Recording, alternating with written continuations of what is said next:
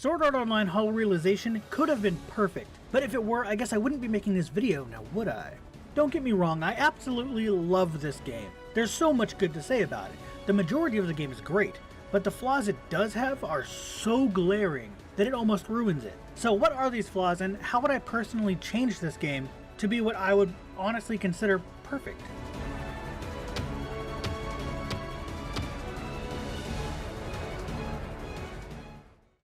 Well, before we do that, let's go over what the game does right, and a little bit of backstory about the game so that the people who may be watching that don't know about SAO games can understand what I mean.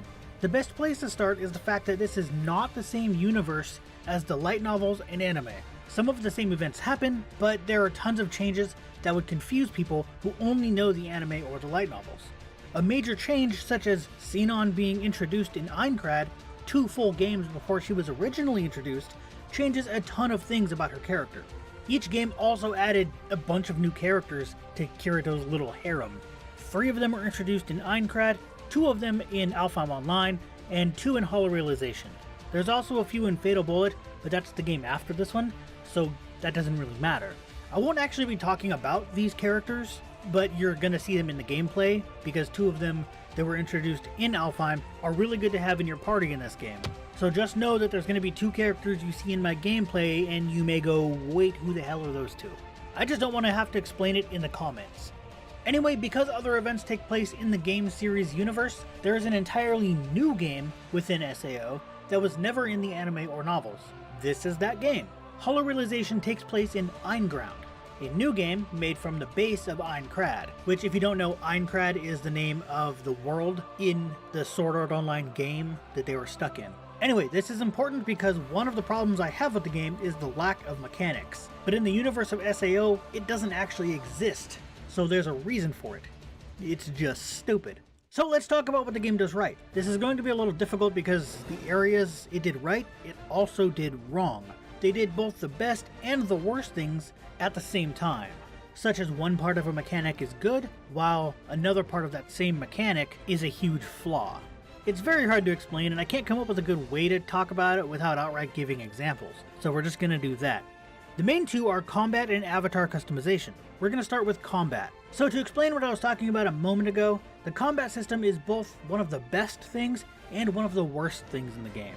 The controls are near perfection. Combos with weapon skills are kind of annoying to try to chain, but it isn't as bad as it could be. It could be as bad as Hollow Fragment, which was complete trash to control, so we should at least be thankful that it's not. Attacks also seem to have physics to them. I mean, sure, they're not realistic physics, but they're still there. Such as large weapons take longer to swing than swords, but daggers and spears are faster than swords. And every combo feels great, but that's all there is. Melee weapons, nothing else. No projectile weapons like bows, no magic whatsoever, things like that. This is why I brought up the backstory thing earlier. Since the game the characters are in is based on Aincrad, that first Sword Art Online game, it makes sense that there's no magic because there wasn't in Aincrad either. The problem is this is supposed to be a total upgrade from Aincrad, only using it as a base to make a new game. In our real life reality, the people who made Hollow Realization could have added in magic and just have the characters be like, oh, looks like they added magic to spice up the game, or something. That's more than good enough to introduce magic in this game. And most of the people who will be playing this game will have also played Lost Song, the game directly before this one, which is in Alfheim and had magic. It's not a stretch that people would have liked it. In fact, I'm not the only one who thinks this. I've seen so many people talk about this game where this is one of their biggest flaws. And honestly, it really is. The second major one is one that almost ruins your experience entirely. And this could make or break the game for you completely. At least Lost Song straight up didn't give you the option to customize an avatar, and you're forced to be Kirito until you're able to change out who you're playing as. Just like Hollow Fragment, Hollow Realization starts you at a character customization screen. This gives you the impression that you're going to be playing as your character, because you can also change the name from Kirito to whatever you want, except you're not playing as you, the player. You're still Kirito, and the game needs you to know this. Like I said, it gives you the option to put a name that is not Kirito, but neglects to tell you that it's completely meaningless. It only means something when playing online with friends.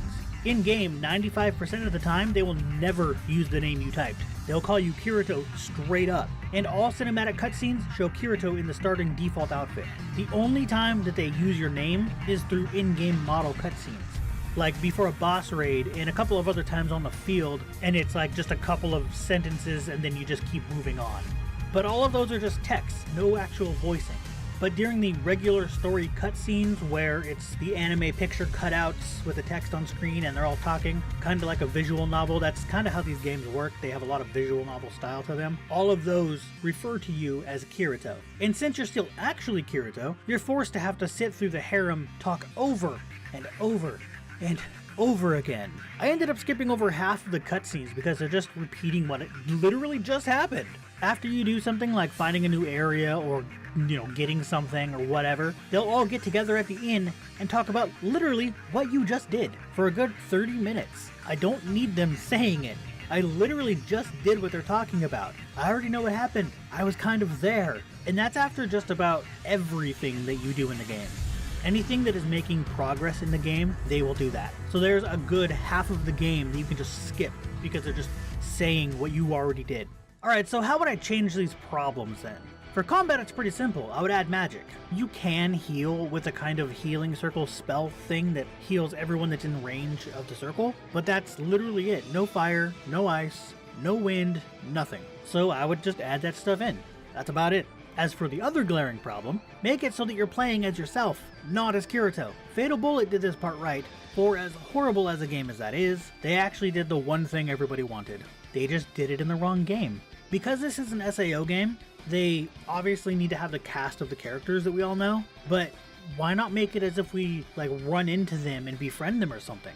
Then we can add them to our party. Persona does a great job with the whole project yourself on the player character thing, where they just won't refer to you by a name. They'll say you or something, like hey you, but it'll say your name instead, whatever you typed. It won't say hey you on the text. In fact, this is exactly what they did in Fatal Bullet.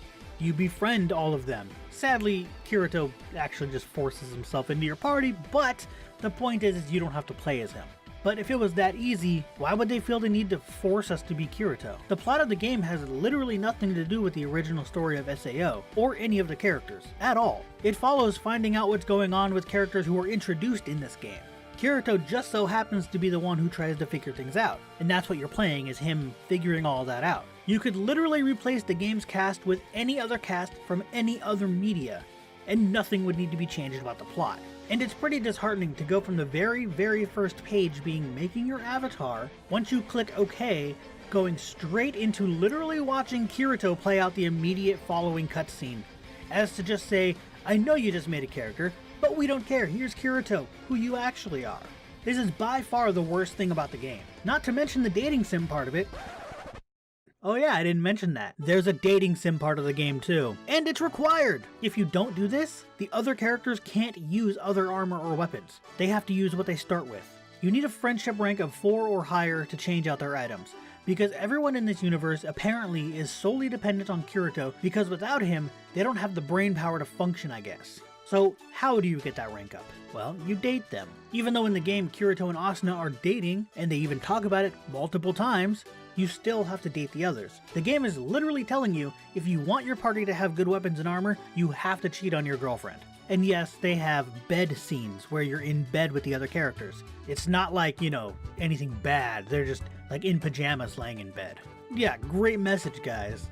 Luckily, you're extremely OP in this game, so Silica and Rain, when Rain is one of the characters introduced in Lost Song, are the only ones that I did this for because I wanted Rain to have my second strongest sword since she's the only other dual wielder, and Silica is my healer, so I wanted her to have really good stuff just in case. But for the most part, you're so overpowered that it's near impossible to die. I only died once on the first boss because I was still confused on how some of the combat worked. And once I figured it out, I never died again.